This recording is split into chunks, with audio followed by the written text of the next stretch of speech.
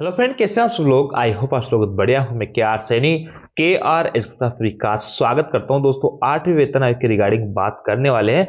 8वें वेतन आयोग में देरी होने से आपको किस तरीके से नुकसान हो सकता है और सरकार को किस तरीके से यहाँ पे फायदा रहने वाला है। देखिए, एरियर का जो है कैलकुलेशन करके बताऊंगा। और न्यूनतम जिस भाई का 18,000 भी बेसिक है, उसका न्यूनतम एरियर जो है 3 से 4 लाख के करीब यहाँ पे बनने वाला है। जैसे जैसे बेसिक आप लोगों का ज्यादा होगा, अलग अलग लेवल में होंगे, तो आपका एरियर यहाँ से 5 लाख, 10 लाख, 15 लाख तक भी देखने को मिलेगा। 1 जनवरी से एरियर कैलकुलेशन कैसे करेंगे, आपका कितना रेट बनेगा, आप खुद कैलकुलेट करके देख सकते हैं। और 8वें वेतन आयोग में देरी होने से आपका जो एक साथ एरियर मिलेगा, उसमें से आपको इतनी मोटी अमाउंट मिलने वाली नहीं है। उसके रिगार्डिंग बात करेंगे और फिटमेंट फैक्टर को लेकर क्या कुछ ताजा आंकड़े निकल के आ रहे हैं, उन सबके रिगार्डिंग बात करने वाले हैं। 8वें वेतन आयोग का क्या कुछ सच है। तो देखिए दोस्तों, यहाँ पे सबसे पहले जैसा कि आपको पता है 3 मेंबर की कमेटी बनी थी। जस्टिस रंजना प्रकाश देसाई जी इनकी अध्यक्षता करेंगे। और देखिए, यहाँ पे सबसे पहले एक बात बताता हूँ कि असम सरकार यानी स्टेट गवर्नमेंट ने यहाँ पे 8वां वेतन आयोग इंप्लीमेंट कर दिया। देखिए, यहाँ पे असम सरकार ने नए साल पर राज्य कर्मचारी पेंशन के लिए एक बहुत बड़ा और ऐतिहासिक फैसला लिया। असम देश का पहला ऐसा राज्य बन गया जिसने 8वें वेतन आयोग के गठन की घोषणा कर दी, यानी राज्य वेतन आयोग की। यानी कई सारे पंजाब वगैरह हैं, कई सारे जो स्टेट्स अभी तक 6ठे वेतन आयोग में चल रहे हैं, लेकिन यहाँ पे असम ने अपने कर्मचारियों के लिए केंद्र सरकार के साथ साथ यहाँ पे 8 वेतन आयोग की घोषणा कर दी है। एक बहुत अच्छी खबर है, बहुत एडवांस लेवल पे चल रहा है असम की तरफ से। देखिए, आप खुद बात देख पा रहे। अब देखिए, एरियर की कैलकुलेशन करके मैं थोड़ा बताता हूँ आपको। एग्जाम्पल के लिए लिया है कि बेसिक किसी भाई का मान लो 30,200 रुपए है 1 जनवरी को, उसका डीए 60% पहुंच गया, आपका 58% है, 2% का जल्दी अनाउंसमेंट हो जाएगा, तो 60% आपका डीए 18,120 रुपए। और आपका नया जो पुराना कुल वेतन यानी बेसिक और डीए को मर्ज कर देते हैं, तो 48,320 रुपए यहाँ पे बनता है। Fitment factor most probably chances है कि 2.10 के आसपास आपको फिटमेंट फैक्टर मिलेगा। तो इसको 2.10 से मल्टीप्लाई करेंगे तो आपका जो नया बेसिक निकल के आएगा वो बनेगा 63,420 रुपए। तो यहां से आपका जो डिफरेंस बनेगा 15,100 रुपए। दोस्तों, ये सिर्फ बेसिक का डिफरेंस है, ये सिर्फ बेसिक का डिफरेंस है। अब देखिए, आपका डीए यहां से जीरो जाएगा जनवरी से, लेकिन जुलाई 2026 के अंदर फिर से डीए जो लगेगा वो भी आपका इसके ऊपर लगेगा 63,420 रुपए। मान लो 3% भी लगा या 4% भी लगा, तो वो आपको जो है रेगुलर मिलेगा। उसके बाद में 1 जनवरी 2027 को जो आपको डीए मिलेगा वो भी इसके ऊपर मिलेगा, क्योंकि तब तक भी इंप्लीमेंटेशन इसका नहीं होगा अनाउंस 8वें वेतन आयोग का, तो उसका भी एरियर आपका बनेगा। तो ऐसे में मोटा मोटा में देखिए, बेसिक का कैलकुलेशन करके बताते हैं। तो यहाँ पे आपका 18 महीने का जो एरियर बन रहा है वो बन रहा है 2,70,000 रुपए प्लस 18 महीने का, जबकि 18 महीने तो रिपोर्ट आने में ही लगेंगे, तो लगभग आपको पूरा 2 साल यहाँ पे लगने वाला है। तो इसमें 6 महीने का और ऐड करेंगे, तो ये आपका जो है 3.5 लाख से ऊपर जो आपका बेसिक का एरिया यहाँ पे बनता है। अगर इसमें डीए का भी एरिया आप जोड़ लोगे तो 4-4.5 लाख के आसपास ये आपका पहुंच जाएगा। तो ऐसे में अगर 18,000 भी किसी भाई की बेसिक है, तो 2 से 2.5 लाख के करीब उसका आराम से एरियर, 2.5 लाख के आसपास उसका एरियर यहाँ पे बनने वाला होगा। और डीए का सारा कुछ मिला के देखिए यहाँ पे इस तरीके से। और आपका जो इंक्रीमेंट लगेगा एक साल में, जो सालाना इंक्रीमेंट लगता है, किसी का जुलाई में लगता है, किसी का जनवरी में लगता है, तो वो इंक्रीमेंट भी बीच में बढ़ेगा, तो उस इंक्रीमेंट भी अब नई बेसिक के ऊपर लगेगा वो इंक्रीमेंट, तो उसका भी एरियर बनेगा। तो ऐसे में अच्छा खासा एरियर आपका यहाँ पे मिलेगा। ऐसे आप अपने एरियर की यहाँ पे कैलकुलेशन कर सकते हैं। लाखों रुपए में आपका एरियर यहाँ पे बनने वाला है। लेकिन एक मोटी बात मैं आपको बताता हूँ, एरियर आपका बनेगा, लेकिन देखिए यहाँ पे एरियर की वार्निंग दे रखी है कि since the payout will be delayed, employee will receive significant lump sum arrear. However, economics warn these will be fully taxable. आपका जो पैसा है उस पे पूरा का पूरा टैक्स लगने वाला है। अब मान लो किसी भाई की 7 से 8 लाख के करीब अभी सैलरी पहुंच रही होगी, उसका जैसे ही 4 लाख के आसपास एरियर बना, उसका पेमेंट 12 लाख से ऊपर हुआ, और उसका यहाँ से जो भी टैक्सेबल 30% या 20% जो भी है वो उसका यहाँ से काट लिया जाएगा। तो ऐसे में यहाँ पे जो एरियर बनेगा उसमें से आपकी आधी राशि तो टैक्स के अंदर ही चली जाएगी, तो आपको ज्यादा फायदा यहाँ पे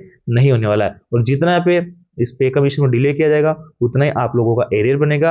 और उतना ही अगर ज्यादा एरियर बनता है तो वो फिर टैक्सेबल की टैक्स की रेंज में आप आ जाओगे 12 लाख रुपए की में, और वहां से आपका टैक्स काट लिया जाएगा। और एरियर की जो जैसे कि 4 लाख अमाउंट मिल रही थी, वो आपको पूरी पूरी एरियर यहाँ पे नहीं मिल पाएगा, क्योंकि वो जो है आपका यहाँ पे चला जाएगा टैक्स के अंदर। साफ साफ ऐसे लिखा हुआ है। और भी कई सारी चीजें इसके अंदर लिखी हुई है। इसके अलावा दोस्तों, ज्यादा डिले होने से आपको एक और नुकसान है, वो है आपका एचआरए का आपको एरियर नहीं मिलेगा। टीए का आपको एरियर नहीं मिलेगा। तो ऐसे में ये एरियर भी कहीं सारा आपको हो जाता है। जैसे कि सपोज डेट किसी भाई का 30,000 रुपये भी बेसिक है, अगर उसका यहाँ पे मर्ज करके और नई बेसिक बनाते हैं तो 48,000, अभी उसका यहाँ से 10% भी निकाले तो उसका 3,000 बन रहा था, लेकिन यहाँ से उसका जो है 4800 बनेगा। 1800 का सीधा डिफरेंस, अगर इसको आप पूरे 24 महीने से मल्टीप्लाई करते हो तो आपका सीधा सीधा यहाँ पे बहुत बड़ा नुकसान यहाँ पे देखने को मिलेगा। तो ऐसे में जल्दी से जल्दी, जितना जल्दी हो सके पे कमीशन लागू होगा तो आप लोगों के लिए यहाँ पे रिलीफ रहेगा। इंटरिम रिलीफ की जो है बात की जा रही है कि जितना बेसिक आपका 1 जनवरी, जितना डीए हो रहा है 1 जनवरी 2026 तक, यानी 60% पहुंच रहा है, इसको बेसिक में मर्ज कर दो। आप बाद में दे देना फिटमेंट फैक्टर वगैरह जो भी आए उसका डिफरेंस बाद में मिल जाएगा, लेकिन कम से कम यहाँ पे एचआरए वगैरह वो तो आपको बड़ी रेट से मिले, उसका तो आपको नुकसान नहीं होगा। तो इंटरिम रिलीफ पहले भी दी गई थी, इस बार भी मांग की जा रही है कि इंटरिम रिलीफ यहाँ पे दी जाए। तो यहाँ पे अगर इंटरिम रिलीफ मिलती है तो आपका बेसिक जो है उसको 1.6 से मल्टीप्लाई कर देंगे तो आपका नया बेसिक आ जाएगा, और इस नए बेसिक के ऊपर आपको जो है भत्ते बढ़े हुए जैसे कि एचआरए वगैरह कई सारे भत्ते डीए वगैरह उनका आपको बढ़ा हुआ भुगतान पे मिल जाएगा। अन्यथा बाद में जो है जितना डिले होगा और ये इंटरिम रिलीफ नहीं मिलती है तो आपको एचआरए का नुकसान देखने को मिलेगा। एचआरए का एरियर नहीं मिलता है, टीए का एरियर आपको नहीं मिलेगा। फिटमेंट फैक्टर के ऊपर बात करें तो देखिए जितना भी डाटाबेस है, जो डाटाबेस के आधार पर बताया जा रहा है कि 1.92 से 2.16 तक आपका ये रह सकता है। देखिए मैं आपको फिर से थोड़ा इसको क्लियरफाई कर देता हूँ। देखिए ये है दोस्तों द रियलिस्टिक व्यू, यानी जो एकदम रियलिस्टिक लग रहा है कि हाँ इतना तो होना ही चाहिए कम से कम जितना डाटाबेस के आधार पे। तो ये आपका 2.15 है, 2.10 है, 2.08 के आसपास है, 2 के आसपास आपका मिलने का। लेकिन मिडिल ग्राउंड जो है यहाँ पे जो एनालिसिस अल्टरनेट है ये भी लगाया जा रहा है कि मिडिल ग्राउंड पे यहाँ पे 2.46 पे आपका ये हो सकता है। और यूनियंस वगैरह डिमांड करिए 2.86 और 3 की, जो कि मेरे को नहीं लगता इतना मिलेगा। और मोस्ट रियलिस्टिक यही है कि आपका 1.92 से 2.10 का आसपास तक, यानी 2 के आसपास तक मोटा मोटा ही मान के चल सकते हैं। तो 2 के आसपास अगर आपको मिलता है तो आपकी जो बेसिक है वर्तमान में वो आपकी डबल हो जाएगी, और 2 के आसपास मिलता है तो भी मैं मानता हूँ कि ठीक ठाक फिटमेंट फैक्टर आप लोगों के लिए रहने वाला होगा। और ये फिटमेंट फैक्टर कभी आपको ये तो बिल्कुल ही रियलिस्टिक लग रहा है, क्योंकि इतना फिटमेंट फैक्टर देने के लिए सरकार को बहुत बड़ा इंक्रीमेंट देना पड़ेगा, तो ये पॉसिबल नहीं है। इन दोनों में से देखते हैं क्या कुछ फिटमेंट फैक्टर को लेकर के अपडेट्स आती है। दोस्तों ये फिटमेंट फैक्टर रहता है तो न्यूनतम बेसिक 38,700 हो जाएगी, ये रहेगा 44,280 हो जाएगी, ये रहेगा तो 51,000 रुपये आपकी बेसिक यहाँ पे हो जाएगी। फिटमेंट फैक्टर का कैलकुलेशन जैसे कि आप सभी लोगों को पता है पिछले पे कमीशन 5वें में कैसे हुआ था। देखिए ये 5वें का है, ये 6ठे का है और ये 7वें का है। 7वें के आधार पर अगर 8वें के अपन कैलकुलेशन करते हैं तो देखिए 7वें के अंदर जो बेसिक था पिछला वो 7,000 था, और डीए उस टाइम 125%, डी 8,750 हो गया, और इस पे सरकार ने 14.3% का इंक्रीमेंट दिया 2,250 रुपये, इन सबको ऐड कर दिया तो 18,000 रुपये आपकी बेसिक हो गई। और 18,000 बेसिक क्या हुई, 7,000 का कितना मल्टीप्लाई निकला 2.57, ये हो गया। अब देखिए 7 CPC का बेसिक अपने 18,000 रुपये है, अभी डीए आपका 60% पहुंच गया। अब सरकार यहाँ पे मोटा मोटा बात करेंगे कि सरकार यहाँ से इंक्रीमेंट कितना देती है।